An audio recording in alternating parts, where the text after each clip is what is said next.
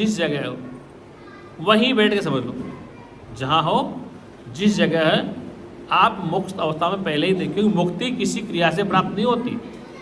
शास्त्र क्या कहते हैं कि मुक्ति किसी क्रिया से प्राप्त है, जिस दिन क्रिया करना बंद हो जाएगा, आप अक्रिय हो जाओगे, तो वहीं आप मुक्त। जितना प्रयास करोगे अपने से अलग दौड़े जाओगे। क्या करोगे? गुरुजी कहते थे कि जितना तुम क्रियाक्रम में लगो उतने ही भगवान से दूर होते चले जाओगे। आप जितना क्रियाक्रम करोगे ईश्वर से दूर होते चले जाओगे। इसका मतलब कि वो क्रिया का फल नहीं है, वो तो अक्रिय स्वरूप है, अखंड है, वो क्रिया का फल नहीं है। क्योंकि क्रिया से जो प्राप्त होगा वो कालांतर में आपसे छूट जाएगा। कर्म से जो वस्तु प्राप्त होती है वो कुछ समय के बाद आपसे हट जाएगी। तो परमात्मा यदि किसी क्रियाक्रम से मिल भी गया, पहली बात तो मिलना नहीं है, और कहीं सपने मिल जाए, समाधि मिल जाए, रात को सपने में आ जाते हैं भगवान, देवी देवता आ जाते हैं, कोई भी आ जाए, तो आँख खुली तो कहाँ गए भगवान? अगर आपको स्वप्न में देवी दिखाई दे रही, कोई देवता दिखाई दे रहा है और बहुत अच्छे पास में बैठे, साथ कहते हैं ये 4 प्रकार की मुक्ति है। 4 प्रकार की मुक्ति, भगवान के पास बैठ जाएं, भगवान के साथ खेल लें, भगवान हम एक जगह बैठ जाएं, वो हमारी रक्षा करे, सारूप्य सारूप्य, 4 प्रकार की मुक्ति है। तो वो क्या है? वो एक कल्पना है। क्या है? वो एक जीव की कल्पना है कि 4 प्रकार की मुक्ति होती है। मुक्ति में कोई प्रकार होता ही नहीं है, जब प्रकार बंद हो जाते हैं तब मुक्त होता है। मुक्ति किसकी है? स्वरूप की मुक्ति नहीं होती। हमने जो मुक्तियाँ मान रखी कि उस लोक में जाएंगे, साकेत लोक में जाएंगे, ब्रह्म लोक में जाएंगे, और क्या नाम, देवलोक में जाएंगे, पता है कृष्ण लोक में जाएंगे, गोलोक, ये लोक का अंतर, लोक और लोक के स्वामी। कृष्ण गीता में क्या कहते हैं? लोक और लोक के स्वामी तो आवागमन में रहते हैं। क्या कहते हैं? लोक और लोक के स्वामी तो आवागमन में रहते हैं। अब फिर एक लफड़ा और भागवत में कह दिया श्री भगवान ने, एक आदमी उत्तरायण में मरता, एक मरता दक्षिणायन, तो ये भी टेंशन पा लिया लोगों ने। अभी कोई मृत्यु होगी किसी व्यक्ति, महाराज जी कौन सा चल रहा है, उत्तरायण चल रहा है दक्षिणायन चल रहा है, तो क्या टेंशन हो गया? अरे वो उत्तरायण में जाता है तो मुक्त हो जाता है। कहाँ लिखा? बोले गीता में कहा भगवान। तुम्हें उसका अगला श्लोक नहीं पढ़ा तुमने? ये तो पढ़ लिया, उसका अगला श्लोक पढ़ो। किसी की मृत्यु होगी, अच्छे सत्संगी लोग थे, बोले महाराज उत्तरायण चल रहा है दक्षिणायन चल रहा है। ठीक है, मुझे तो इस बात का पता नहीं, ये तो तुम्हारे पंडित जी को पूछो ये उत्तरायण है या दक्षिणायन। तो ये एक भ्रम फैला दिया कृष्ण भगवान ने भी कि उत्तरायण में जाते हैं वो देवलोक में जाते हैं, क्या होता है उसमें भोग भोगते फिर वापस आते हैं, तो दक्षिणायन में होता। जब उस लोक में जाके वो वापस आना ही है तो फिर फायदा क्या हुआ? लेकिन उत्तरायण और दक्षिणायन ये कहने वो को है, लेकिन तत्ववेता उत्तरायण हो चाहे दक्षिणायन हो, उसके लिए फिर ये भी महत्व नहीं होता। जिसको आत्मस्वरूप का बोध है, अब 6 महीने उत्तरायण के आ गए, 6 महीने दक्षिणायन के आ गए, सूर्य इधर आएगा, चंद्रमा इधर आएगा, ये पृथ्वी की भौगोलिक खगोलिक क्रियाएं होंगी, ये पहले भी होती थी। किसी ऋषि मुनि ने कहा भगवान कृष्ण का उत्तरायण में ये होता है दक्षिणायन में होता है, इसका मतलब उत्तरायण और दक्षिणायन तो भगवान से पहले भी थी। सूर्य चंदा तो उस समय भी थे या कृष्ण जी के बाद ही आए? दिमाग दौड़ाओ, क्या भगवान कृष्ण के बाद ही सूर्य चंदा आए, राम के बाद ही? क्या पहले नहीं थे? इसलिए उत्तरायण उस समय भी थी और दक्षिणायन उस समय भी थी। लेकिन विद्वान लोगों ने एक सामाजिक व्यवस्था के लिए बंधन बना दिया कि शरीर उत्तरायण में छोड़ना है। अरे नहीं छूट रहा भाई, प्राण निकलने को बैठे तो उत्तरायण का इंतजार करोगे तुम? जैसे महाभारत काल में भीष्म पिता में प्रतीक्षा करते रहे उत्तरायण कब आएगा, ये सुना आपने? महाभारत काल में भीष्म पिता में प्रतीक्षा करते उत्तरायण आएगा तभी शरीर छोड़ लूँगा, उत्तरायण में शरीर। तो भीष्म पिता मैंने 17 दिन तक सैया पर लेटे रहे, उत्तरायण प्राण होने के बाद शरीर छोड़ा। अब कृष्ण कहते उत्तरायण के बाद क्या करोगे? फिर लोक में जाओगे, फिर लोग भोगोगे लोगों को, फिर वापस लौट आओगे। तो ज्ञानी कहता है कि नहीं भाई, न उत्तरायण है न दक्षिणायन है। हाँ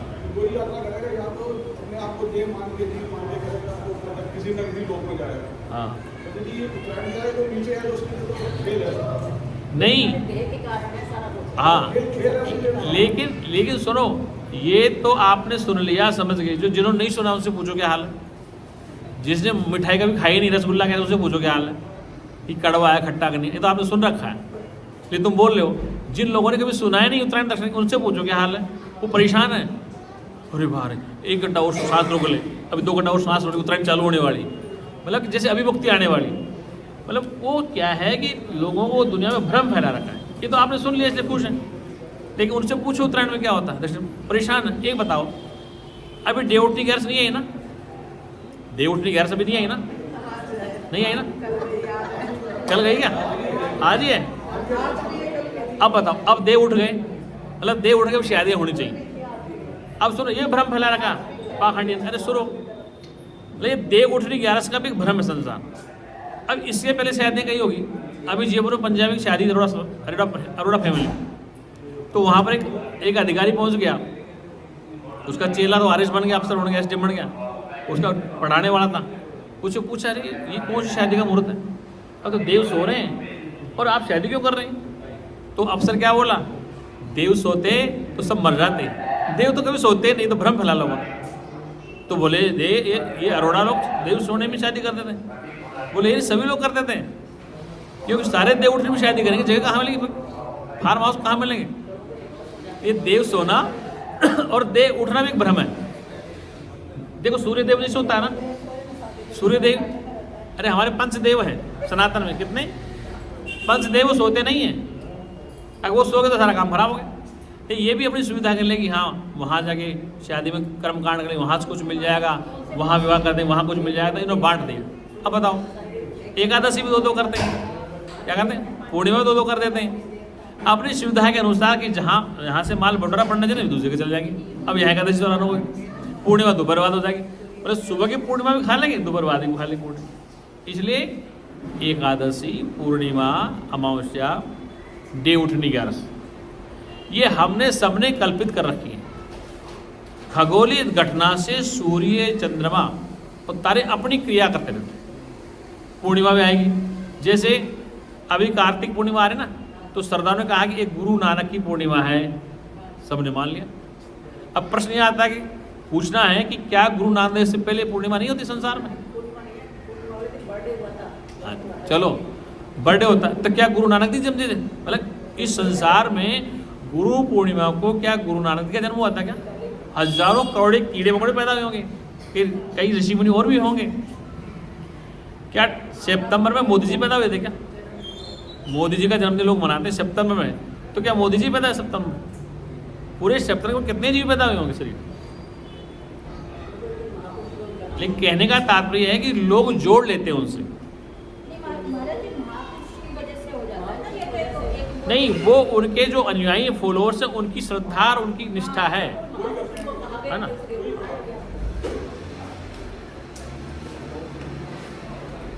अब जैसे मान लो कि हम गुरु जी का जन्मदिन मनाते हैं हरियाली तीज को, है ना, कि हम उनसे जुड़े हुए हैं श्रद्धा, तो बाकी तो हरियाली तीज तो जब से सृष्टि बनी तब से हरियाली तीज। इसलिए कहने का तात्पर्य कि ये जो तिथि हैं, त्योहार हैं, मनुष्य नहीं बनाए। जैसे दीपावली के कई मतांतर हैं। हम सनातनी लोग क्या कहते हैं कि भगवान राम ने लंका पर विजय प्राप्त करके वापस अयोध्या लौटे, तो अयोध्या वासियों ने दीप जलाए, उनके स्वागत, ये हम मान लें। अब बौद्ध धर्म में चलो, बौद्ध लोग क्या कहते हैं, बौद्धिस्ट लोग कहते हैं भगवान बुद्ध को स्वरूप का बोधित्व प्राप्त हुआ। क्या हुआ, भगवान बुद्ध को उस दिन अपने स्वरूप का बोध प्राप्त हुआ, तो उस स्वरूप के जगह जगह दीप जलाएगी, दीप मालाएं जलाएंगे। हाँ, अच्छा, फिर जैन मुनि कहते हैं, जैन मुनि कहते हैं उस दिन भगवान महावीर का जन्म। इसलिए सबकी अपनी मान्यता है। ये सब मान्यताएं होते भी हम अगर आपस में प्यार से रहें तो कितना बड़ा। बगीचे में गुलदस्ते होते हैं तरह तरह के, एक बागवान के बगीचे में गुलाब भी है, केवड़ा भी है, गेंदा भी है, तुलसी भी है, रात की रानी भी, और कुल मिला के बगीचा अच्छा लगता है। हम सोचे हम गुलाब का बाग रखेंगे, बाकी सब निकाल लेंगे, तो ये तो हमारा सोच ठीक नहीं ना, कि हम तो गुलाब का बाग लगाएंगे, उसमें गेंदा, केवड़ा या तुलसी, रात की रानी या और पौधे, खुशबू सब में खुशबू, कुछ पौधे खुशबू नहीं देते, इसलिए वो बगीचा सुंदर क्यों लगता है, विभिन्न प्रकार के पौधों से लगता है। ऐसे हम समाज में अनेक प्रकार के त्यौहार मनाते हैं, और सब भारत में लोग रहते हैं, क्या रहते हैं, और जितने कट्टर देश हैं उनका हालत ख़राब, जो कट्टर हो चुके, सीरिया, बगदाद, अफगानिस्तान, पाकिस्तान, बांग्लादेश, ये सब तबाह हो चुके। क्या हो गया, अच्छा सीरिया में मुसलमान थोड़ी है, बगदाद मुसलमान थोड़ी है, ईरान मुसलमान थोड़ी, हिंदू थोड़ी है, सारे वही हैं। तो जिनकी बुद्धि विकृति होगी तो कहीं नहीं दुनिया, वो शैतान ही होगा। क्या करेगा? चाहे वो सनातनी हो, चाहे हिंदू हो, चाहे सरदार कोई हो, जो कट्टरता में हो वो दुखी होता है। इसलिए ज्ञान कहता है कि सबसे बड़े आप में प्रेम संस्कार नहीं है तो तुम्हारा ज्ञान बेकार। इसलिए गुरु नानक देव के बाद जो गुरु रामदास है, उन्होंने गुरुद्वारा अमृतसर का निर्माण चालू किया। रामदास ही थे, कौन सी भाषा है मुझे नहीं पता, गुरु रामदास थे या रामदेव थे, अंगदेव थे, कौन थे, उन्होंने गुरुद्वारा प्रारंभ किया। अब गुरुद्वारा प्रारंभ किया तो हम मकान में एक दरवाजा रखते, उन्होंने जब 4 दरवाजे बना दिए, कितने, एक इधर एक इधर। आप अमृतसर गए होंगे लोग, वहाँ गोल्डन टेम्पल देखने गए होंगे, उस गोल्डन टेम्पल में 4 दरवाजे। तो संगत ने पूछा कि महाराज ये बताइए कि 4 दरवाजे क्यों बना रहे हैं आप, इस सरोवर क्यों बना रहे हैं? अरे बोले भाई मैं ये कहना चाह रहा हूँ कि इस भारत का हालात ख़राब है, इसलिए इस गेट से वो आएगा, इस गेट से वो आएगा, इस गेट से वो, चारों यहाँ आएंगे जो अपने वर्ण में मरे पड़े। क्या आएंगे? चारों यहाँ आएंगे जो अपने वर्ण में मरे पड़े, और इस तालाब में स्नान कर एक हो जाएंगे। मतलब गेट के बाहर तुम 4 हो, अंदर आके तो एक हो गए। इस सरोवर जो मैंने बनाया स्नान के लिए, इसमें तुम बातें छोड़ो और नहा के बाहर निकलो, मैं एक ही, एक ओंकार सतनाम कर्ता पुरुष अभय अविनाश, बाकी सब लफड़ा तो तुम जा सकते हो। तो गुरु ने इतनी बात सोची कि जो लोग संसार में वर्ण में मरेंगे, वर्ग में मर रहे हैं, इनके लिए 4 दरवाजे, भाई तुम दरवाजे तक हो बस, उसके बाद तुम साथ संगत हो, गुरु की संगत हो, तुम्हें कोई भेद होना चाहिए। इसलिए वो 4 दरवाजे में, इधर से वो आएगा, इधर से वो आएगा, चारों आएंगे, स्नान करेंगे, एक लंगर बैठेंगे, जो बनेगा सबको खाना पड़ेगा। क्या खाना पड़ेगा? एक ही लंगर में जो लंगर बनेगा सब संगत को खाना, तो वो तो गुरु की महिमा। और आज मेरे अंदाज से 1 लाख आदमी अमृतसर गुरुद्वारा में डेली भोजन करता है। मैं वहाँ रह के देख के आऊँ, 1 लाख आदमी पर डे भोजन करता है। और वहाँ पर ये नहीं पूछता कि कौन मजहब है, कौन धर्म है, कौन जाति, कौन, सब खाते हैं। और वहाँ पे प्याज लहसुन तो थोक में ट्रकों के ट्रक पड़े रहते हैं। लोग एकदम प्याज लहसुन नहीं खाते, गुरुद्वारों में थोक में पड़े प्याज लहसुन, ट्रकों के ट्रक गेट में, और सारी संगत छिलती और लंगर में देते। तो कहने का अभिप्राय है कि उन महापुरुषों ने कितना उच्च कोटि का विचार था कि जिससे कि संसार में ये वैमनस्यता खत्म हो और आपस में भाई भाई की तरह लोग रहें। अनेक बार कबीर ने प्रयास किया, रविदास ने प्रयास किया, क्या ये संसार मान जाता है? अगर आज कबीर साहब होते और दोहा बोलते जो उनके चलते हैं, पहाड़ पूजे हरी मिले तो मैं पूजू, पहाड़ ताते चाके हुई पीस का है संसार, तो लोग क्या कहते? उनके क्या आरोप लगाते? पहाड़ पूजे हरी मिले तो मैं पूजूं, पहाड़ ताते चाली भी पीछ का है ना। इसलिए कहने का तात्पर्य है कि वो जो कहना चाह रहे उसको नहीं समझते। तो कहने का ऋषियों ने बहुत कुछ कहा है, कबीर ने तो हिंदू मुस्लिम दोनों का ली दी है अपनी वाणी में, हिंदुओं को भी और मुस्लिमों को कहा है। तो कहने का तात्पर्य कि महापुरुष अपने समय में कह जाते अपनी बात, और जो समझ जाते हैं उनको मौज मिल जाती, और कट्टरता में फंस जाते हैं ना, वो मामला गड़बड़ है। कट्टरता में जो फंस जाते हैं मामला, ये कट्टरता हमेशा दुखदायी है। इस शरीर में अगर ये जोड़ों में लचक न हो ना तो शरीर मुड़ेगा नहीं। लोहे का स्पूत, मिट्टी का, पत्थर का स्पूत घूम सकता है क्या? शरीर में भी ईश्वर ने हर जगह इनको घूमने की जगह बनाई है।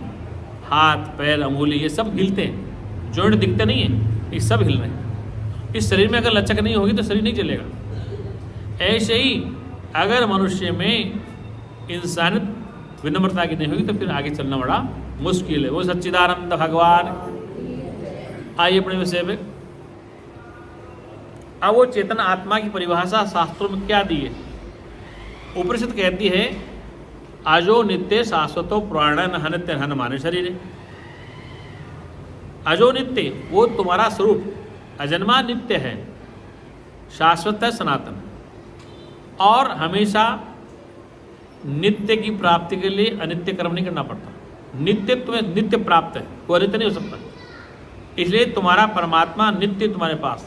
गीता में कृष्ण नित्य युक्त से योगी न, योगी मतलब ज्ञानी हमेशा नित्य में रहता है, अनित्य में जाता ही नहीं, और हर कर्म उसका वर्तमान में होता है। किसमें होता है? हम सत्य में रह के सब काम करते हैं, असत्य में कभी नहीं होते। सत्य में रह के सब काम करते हैं। कई लोग उल्टा नहीं, असत्य में बैठे सत्य में पहुंचेंगे। अरे असत्य में रह के सत्य में कैसे पहुंचोगे तुम? आप सत्य में पहले ही हैं, आप सत्य में पहले ही, इसलिए सत्य में हैं और सत्य में रह के सब काम कर सकते हैं। वर्तमान में है, वर्तमान में रह के सभी काम कर सकते हैं। भूत भविष्य तो आप ही तो कल्पना कर रहे हैं बैठे बैठे। रात को सपना भूतकाल हो गया, अब वर्तमान में बैठे। भूत भविष्य वर्तमान ये सब तुम्हारी कल्पना क्या है।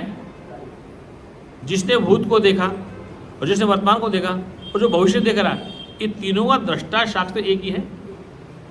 आज के 20 साल पहले तुम क्या थे, आज क्या हो, कल क्या रहोगे। तो इन तीनों कालों को जानने वाला त्रिकालावादस्ताम, जिस वस्तु का तीन काल में कोई वाद नहीं कर सकता, वो चेतन तत्व तो तुम्हारा आत्मा है।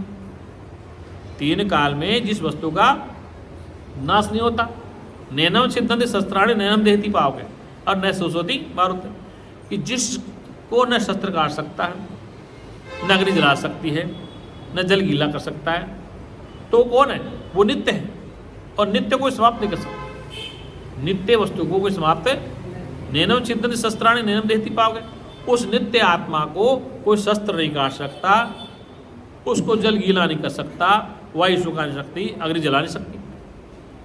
इसलिए वो जो नित्य स्वरूप है वो आपके ही पास है, बस उसकी भूल हो गई। उसकी तो कभी ने कहा कि आदत बुरी सुधार लो, बस हो गया भजन। आदत बुरी सुधार लो, बस हो गया भजन। कहाँ से तुम आए हो और कहाँ तुम्हें जाना, बस इतना पता कर लो, हो गया भजन। आदत क्या है, जन्म जन्मांतर की आदत होगी। मैं शरीर वाला हूँ, मैं पिता हूँ, मैं पुत्र हूँ, मैं जन्मता हूँ, मैं दुखी हूँ, मैं पापी हूँ, मैं ये दिन भर चिंतन चलता रहता है। तो कभी आदत बुरी सुधार लो, बस हो गया भजन। ये जो आदत तो आपने की सबसे बड़ी गंदी आदत कि मैं अपने आप में देह हूँ, ये गुरु जी कहा करते थे, ये वेद भी कहता है, आप भी सुनते सब जानते। सबसे बड़ी आदत है कि मैं देह नहीं हूँ। शुद्धो अस्ति बुद्धो अस्ति निजो अस्ति संसार माया क्षणभंगुरम, ये मदालसा का ताबीज है। गुरु जी पुस्तक में लिखते मदालसा का ताबीज, पुराने पत्र है मदालसा का। अब मदालसा का दृष्टांत उपनिषद में है, किसमें, उपनिषदों में है, महाभारत काल में है, आपके भागवत में। तो मदालसा कौन, एक विदुषी क्या है, जो अपने बच्चों को ब्रह्मवेत्ता बना रही है, कुछ को संसारी ज्ञान देती। इसलिए मदालसा का जो ताबीज है, मदालसा का जो ब्रह्म ज्ञान है, वो अजो नित्य शाश्वतो पुराण। शुद्धो से बुद्धो, तू शुद्ध स्वरूप है, तो शुद्ध स्वरूप है, तू बोध स्वरूप है, तो अजन्मा है, तू नित्य है, शाश्वत है, सनातन है, चेतन है, ज्ञान है, तो तू ही है सब कुछ। ऐसा ज्ञान प्राप्त करने के बाद, समझने के बाद, क्योंकि ज्ञान प्राप्त नहीं किया जाता है, प्राप्ति की जो प्राप्त है उसी को जानना है। अगर प्राप्त करोगे कहीं से तो वो छूट जाएगा। ज्ञान को प्राप्त नहीं किया जाता, उसको बोध किया जाता है। ये ज्ञान प्राप्त नहीं होता, परमात्मा प्राप्त नहीं होता। परमात्मा तो प्रथम ही प्राप्त है, वो जो प्राप्त है उसी की प्राप्ति करनी है, उसकी विस्मृति होगी, उसकी भूल होगी। तो उसी भूल के लिए कहा गया बहु काल करो सत्संग, कि बहुत काल तक सत्संग श्रवण करो। बहुत काल तक करोगे तो वृत्ति का तो खेल है। देखो इस जीव के अंतर्गत 3 बीमारी, मल, विक्षेप और आवरण।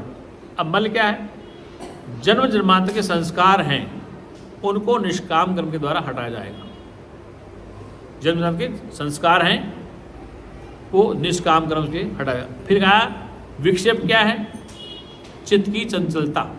चित्त की, इस चित्त की चंचलता को रोकने के लिए ऋषियों ने माला दे दी, जाप दे दिया कि थोड़ा बहुत घंटा 2 घंटा राम का नाम जपेगा, माला फेरेगा, हर एक करेगा तो इसका चित्त रुकेगा। और आवरण तो ज्ञान से हटता है, क्या हटता है, पानी पे काई है वो हटानी पड़ती। इसलिए जीव की 3 समस्या, मल, विक्षेप और आवरण। तो मल क्या है, जन्म जन्मांतर के जो संस्कार है अंदर, क्या है। आप कई बार कहते हैं महाराज जी हमारे परिवार में तो ऐसा कोई था ही नहीं। आप क्या कहते हैं, सुनो ये वैज्ञानिक दृष्टिकोण। आपने कहा महाराज हमारा ये बच्चा ऐसा कैसे हुआ, न मैं थी, न मेरा पति था, न मेरा मामा था, न था, ये कैसे हो गया ऐसा। ऐसा नहीं, तो भूल गए, तुम्हारे 500 पीढ़ी पहले कोई रहा होगा, ऐसा 100 पीढ़ी पहले रहा होगा। अब आप 3 पीढ़ी जानते हो, अपने को, अपने पिताजी को, दादाजी को। आप कहाँ से चलते आ रहे हैं। 100 वर्ष पहले तुम्हारे दादाजी दादी कैसे थे, उनसे आके परिवार बना, फिर उसके मामा मामी कैसे थे, उसके चाचा ताऊ कैसे थे, वो लड़की कहाँ से आई, लड़का, तो सारे संस्कार इकट्ठे नहीं हो गए। तुम कहते मैं भी ऐसी नहीं हूँ, मेरा पति भी ऐसा नहीं, मेरा ससुर भी ऐसा नहीं, ये कैसे हो गया। अरे भाई कारण है, बिना कारण कार्य नहीं हो सकता, कि कहीं संस्कार में है वो बीज में, तो वो आ रहा सामने। क्या कहा हमने सुने, हम ये कहना चाह रहे हैं कि बच्चा कोई नटखट हो या बच्ची कोई नटखट हो, जैसा भी हो, आप सोचते महाराज हमारे तो ऐसा कोई था ही नहीं। ऐसा नहीं है, तुम्हारे नहीं था, तुम्हारे वंश में जरूर था कहीं 50 साल पहले 100 साल पहले कोई जरूर था, क्योंकि वंशशाला तो वहीं चल रही है ना। मूल को ढूंढो आप, मूल को ढूंढो, अपने पिता से पिता मिलाओ, दादी से दादी मिलाओ, नानी को नानी मिलाओ, बुआ को, तब देखो तुम कहाँ चलते आ रहे हो, कितनी पीढ़ी का संस्कार आता, वो शरीर बन रहा है। समझ रहे हो, वो शरीर बना, उस शरीर में वो संस्कार अचानक आ जाते हैं। तो आपको 2 पीढ़ी तो याद है, अपनी, अपने ससुर की, अपने माँ बाप की। 4 पीढ़ी पहले कौन कैसा था पता है, इसलिए वो सारे संस्कार इकट्ठे होकर शरीर बना है। इस संस्कारों का एक ही रास्ता है, शास्त्र ने, महाराज जी कहते हैं कि निष्काम क्रम से सब समाप्त हो जाते हैं, और निष्काम क्रम ज्ञान समझ में आएगा तो संस्कार जल जाएंगे ज्ञान से। फिर जो विक्षेप है, विक्षेप क्या, मन का विक्षेप है, चित्त का विक्षेप है। तो मन का चित्त का विक्षेप दूर करने के लिए आपको माला दे दी संतों ने, नाम जाप दे दिया, हवन दे दिया, सुंदरकांड कर लो, गुटखा पढ़ लो। सरदार भी देते हैं, क्या देते हैं, सरदार भी कहते हैं, वो गुटखा देते हैं, जपो जी साहब का, उसको जपो। हमारे सुंदरकांड देते हैं, गीता का पाठ पढ़ो, दुर्गा सप्तशती पढ़ो, हनुमान चालीसा पढ़ो, हैं दुर्गा चालीसा। आजकल तो कई चालीसा आ गए, अभी आजकल श्याम जी चालीसा हो रहा है, क्या गया, अब श्याम चालीसा आ गया। तो ये क्यों दिया जाता है कि इसके मन को ठहराव हो गई, इसका मन जो भागता है इधर उधर दौड़ता है, इसको थोड़ी माला में लगा दो, थोड़ी पूजा में लगा दो, थोड़ा नामदान में लगा दो, इसलिए विक्षेप रुकेगा। और जो आवरण है वो अविद्या का आवरण तो ज्ञान से दूर होगा, न माला से दूर होगा, न जप से दूर होगा। वो आवरण जो है, आवरण का मतलब अपने स्वरूप की विस्मृति है, और आवरण ओढ़ लिया शरीर वाला, इसकी निवृत्ति तो ज्ञान से होगी। इसलिए कहा नायम आत्मा बलहीन लभ्य, नायम आत्मा बलहीन लभ्य, कि वो आत्मा बलहीन को नहीं मिल सकती। अरे बलहीन का मतलब क्या हुआ, जो जिज्ञासु नहीं है, जो ब्रह्म विद्या को समझना नहीं था, वो बलहीन है, निर्बल है। वो जो सुनना ही नहीं चाहता, जो जिज्ञासु है ही नहीं, तो नायम आत्मा बलहीन लभ्य, कि तत्वबोध उसको नहीं हो सकता। जो गुरु वाक्यों पर, वेद वाक्यों पर श्रद्धा नहीं रखता, उसको स्वरूप का बोध नहीं होता है। इसलिए गीता में श्रद्धावान लभते ज्ञानम, श्रद्धा से ही ज्ञान की प्राप्ति। अब श्रद्धा क्या करनी, गुरु के वाक्यों को, वेद के वाक्यों को श्रद्धापूर्वक सुनेंगे तो ही आपको स्वरूप का बोध होगा। नायम आत्मा बलहीन लभ्य, और जिसमें बल नहीं है, जिसमें निष्ठा श्रद्धा नहीं है, जो जिज्ञासु नहीं है, उसको बोध हो ही नहीं सकता। वो तो क्या है, कुतर्की है, निष्ठुर है, कुतर्की है, विटंडवाद है, निष्ठुर है, उसको बोध कैसे होगा। तर्क भी करे, ढंग से करे, बैठे ढंग से बैठे सुने। तो जो कुतर्की है, निष्ठुर है, वितंडवाद है, उसको बोध नहीं हो सकता है बिल्कुल भी। कई लोग लड़ने आते थे गुरु जी, हमसे कई जगह लोग लड़ने आते थे, लेकिन वो 1-2 दिन सुनते हैं तो उनका दिमाग थोड़ा हिल जाता है। क्योंकि हिले कैसे, सुनो, आपके मोहल्ले में एक पक्की नाली है, उस पक्की नाली में आपके मोहल्ले का नहाने का पानी निकलता है। क्या निकलता है, पानी। अब सरकार ने एक नाली और खोद दी साइड में, बड़ी वाली, भाई इस नाली में पानी और फ्लो था, बड़ी नाली में पानी डालो। क्या करो, ये बड़ी नाली से डालो। अब दिक्कत क्या हो रही है, वो दूर पड़ रही है, हमें नाली और बढ़ानी पड़ेगी, हमारा खर्चा और होगा, तो हम नक्शा बचा के उसी में पानी डालने, पहले वाली में, उसको तोड़ के नहीं ना आता। और जिन परंपराओं में फंसे पड़े लोग, एक बार मैं राजस्थान में सत्संग कर रहा था, एक मेरे पास प्रिंसिपल आ गया, वो था जय गुरुदेव जी का चेला। वो सत्संग सुने हमारा, और सत्संग सुनने के बाद वो सुबह 4 बजे उठ गया। अब गुरु ने मंत्र दे रखा था, तो मैं 4 बजे उठ, 4:30 उठ, वो ने चादर ओढ़ रखी, क्या चादर ओढ़ रखी, वो अपना कोई मंत्र दे कर रहा, लेकिन उसका ध्यान इतना अलर्ट था कि मेरे पैरों की आवाज़ पहचान ली, फट चादर हटा दी। तो मैंने ये कौन सा ध्यान है भाई, तुम ध्यान में थे या मेरा ध्यान कर रहे थे, कि आपने चादर ओढ़ ली और जाप करे हो भगवान जी का, आपको मेरे पैरों की खड़खड़ा से पता पड़ा कोई आगे, फट आपने चादर उठा दी, तो ध्यान कहाँ था आपका। तो हम इस मन को जितना पकड़ते हैं ना, उतना ही ज़्यादा दौड़ता है, जितना पकड़ते हैं उतना। ले मन को रोको ध्यान में, जप में, माला में, कितनी देर रोकोगे, 10 मिनट 15 मिनट, और जितना रोकोगे उतना ज़्यादा भागता है। इस मन को जितना तुम रोकोगे उतना ही ज़्यादा भागता है, आँख मीचते भागता है, पता है क्या क्या आता है जंजाल। बड़े प्रयास से जाके, थक प्रयास से इसको रोका जाता है। इसलिए ये जो उपासना है, ये जो माला जाप है, ये जो नित्य क्रियाएं किस लिए दी? इससे कि आपका घर का जलवायु वातावरण ठीक रहे। क्या रहे? घर में सात्विक वृत्ति बनी रहे। सात्विक वृत्ति बनी रहेगी तब तो काम चलेगा, और सात्विक वृत्ति नहीं बनेगी तो फिर काम नहीं। इसलिए माला जपना, उपासना करना, साधना करना, मंत्र जाप करना, ये इसलिए है कि जिससे आपका मन, आपकी बुद्धि, आपका चित्त एकाग्र रहे, और एकाग्र करने के बाद फिर आपको ब्रह्म विद्या का उपदेश मिल जाए। बर्तन साफ हो गया, उसमें फिर तो कोई दही डाल दे, दूध डाल दे, खराब नहीं होगा। और गंदे बर्तन में घी डाल दे तो वो 10 में खराब हो जाएगा। इसलिए शास्त्रों के ही कर्म और उपासना ये मल विक्षेप को दूर करते हैं। आवरण केवल ज्ञान से मुक्त होता है। किससे होता है? ज्ञान से आवरण की निवृत्ति होती है।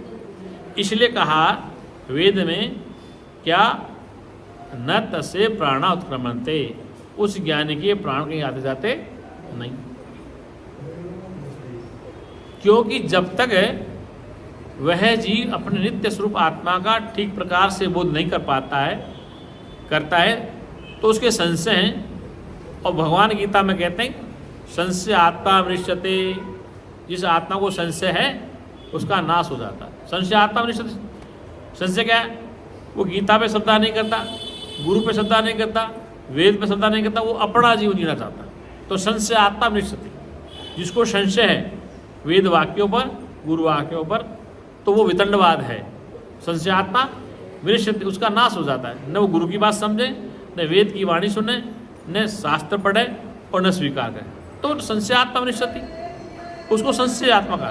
जो जीवात्मा वेद उपनिषदों पर, गुरु वाक्यों पर, संत की वाणी पर अगर श्रद्धा निष्ठा नहीं है तो उसको अपने स्वरूप का बोध नहीं हो सकता।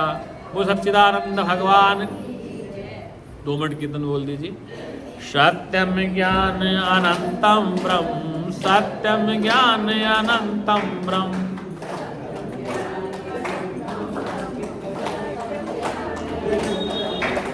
सत्यम ज्ञान अनंतम ब्रह्म, सत्यम ज्ञान अनंतम ब्रह्म, सत्यम ज्ञान अनंतम ब्रह्म।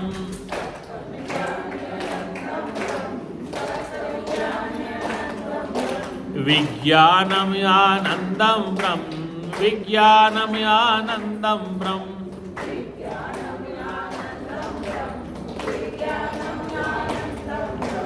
विज्ञानम आनंदम ब्रह्म, विज्ञानम आनंदम ब्रह्म।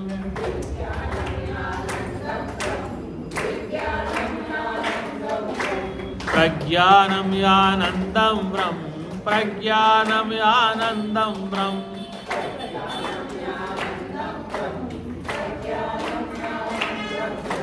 प्रज्ञानम आनंदम ब्रह्म, प्रज्ञानम आनंदम ब्रह्म।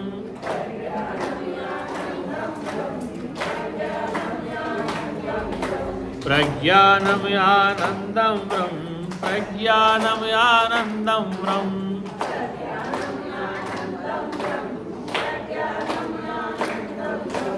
आनंदम परमानंदम, आनंदम परमानंदम,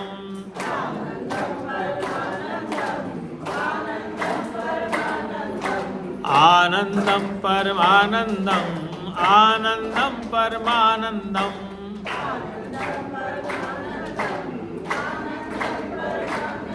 बोल सच्चिदानंद भगवान की, सत्य सनातन धर्म की, संत समाज की। हर हर महादेव।